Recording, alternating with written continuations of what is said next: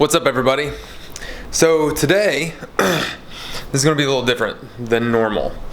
So basically a few years ago I started buying gym equipment just because I was tired of going to the gym super late at night. I was tired of paying gym membership fees, blah blah blah blah, etc etc etc. Doesn't matter. Have I gone to commercial gyms since? Yeah, of course I have. For week passes or day passes, going to my university gym, and of course this summer job that I've had this summer. I had my gym membership paid for, but I'm always looking for more equipment to add to the equipment that I currently have. And I found a freaking amazing deal on some weights. They're a little rusty, but I have researched some ways to get the rust off of these weights. The guy that I bought them from, I kind of felt bad because he's an older gentleman, not like super old, but he was at least twice my age, if not older. And he was talking about how he's had them for 27 years. And I was like, 27 years? What the heck? That's a long time to have some weights. And he was like, yeah, it's hard to give them up. It's like saying goodbye to an old friend. I was just thinking of all the reps that I've done with these weights, but I'm too old now, and I can't do a lot of barbell movements anymore. It's mostly dumbbells, so I just need to get rid of the plates. And he was like, that's why they've been sitting on my back porch for so long, and that's why they've collected rust, because I just haven't been able to use them. And I thought, man, that's kind of depressing. It sounds a little sad. Sounded like he didn't really want to give them up. You know what I mean? Anyway, sorry, I've deviated way too far. Basically, I'm going to show you the weights, and then this is going to be a quick tutorial on how to refurbish them and restore them, I guess, to an extent, so that way they are in the they are in better condition, so that way we can use them more properly and get the best use out of them and give them some more years. Because let's just be frank, man, iron will last a very long time if you take care of it. So without further ado, here are these weights.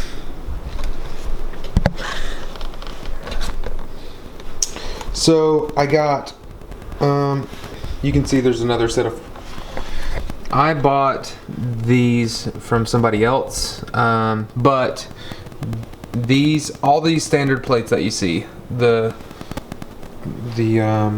645s, the 225s, and the 235s, and then a buttload of 10s. The 10s are actually in the worst condition out of all of them, but I got a freaking amazing deal on all these plates, and I can't wait to restore them.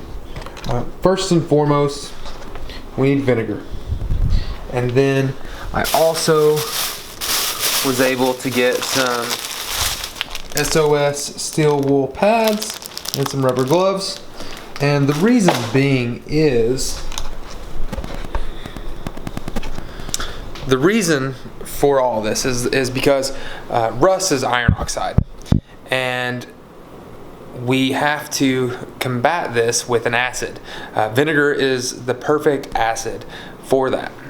So what we're going to do is we're going to give them basically an acid bath, let it eat the rust a little bit, and the oxygen is going to evaporate to an extent, and we're going to be left over with a lot more hydrogen in the liquid. And so basically we're making acid more acidic. That's what the gloves are for.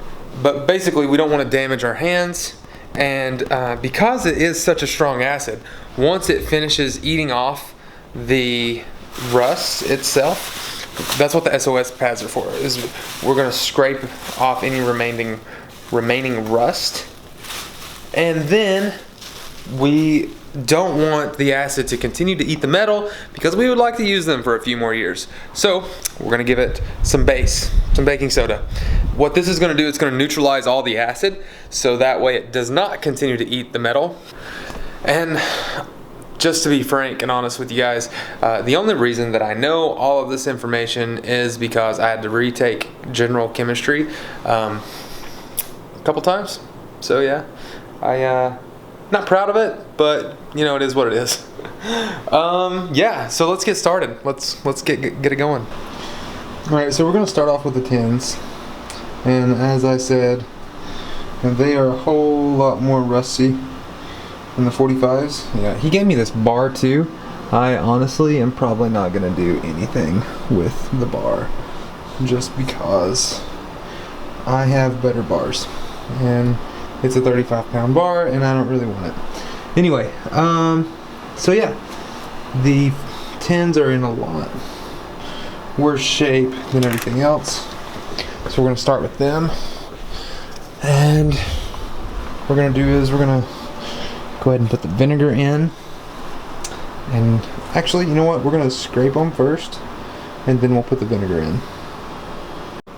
So at this point, I'm just a little frustrated. I've watched enough videos on the internet to decipher, like, okay, this is garbage, this is garbage, this is garbage, and I've done my own experimentation with what the fuck am I supposed to do at this point. So I'm gonna call somebody that I know for a fact has some experience in rusty cast iron, and I'm gonna get their advice and opinions, and that would be my dad.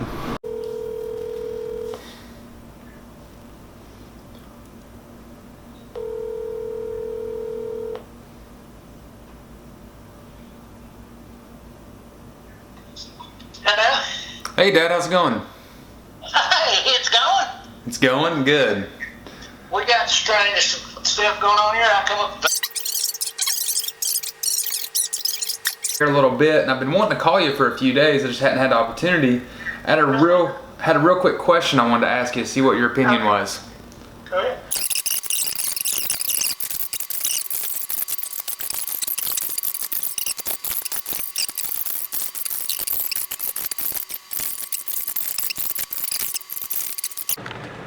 Okay, so yeah, what I did didn't exactly work for the plates.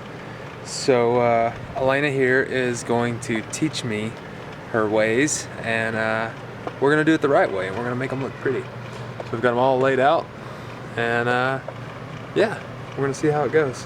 You can't even open the salt. She can clean the rust off of plates, but she can't open a box of salt. This is great. Okay, got it. So you want to explain what you're doing? You can just talk while you're doing that. Okay, so you just put, are you recording? Yeah. Okay. So you just take the kosher salt, sprinkle it on the ones that's got the rust, which is obviously every single one of these. And then you're gonna put lemon juice on it, and take the little scrubby brush, and then scrub the crap out of it. It's not all gonna come off, because afterwards you're gonna have to do vinegar, and then scrub it some more, and then you should be good to go.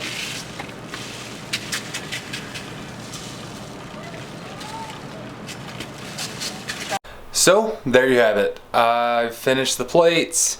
I made some mistakes along the way, but I showed you guys those mistakes on purpose so that way you would know what not to do, where I made errors, where I should have sought help in the beginning instead of trusting everything that I saw on YouTube at face value.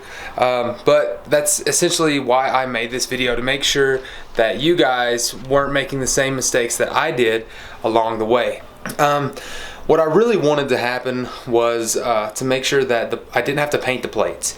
Unfortunately, that wasn't the case, because to get the amount of rust off the plates that was on them, I ended up taking off the old paint. So therefore I did have to paint them.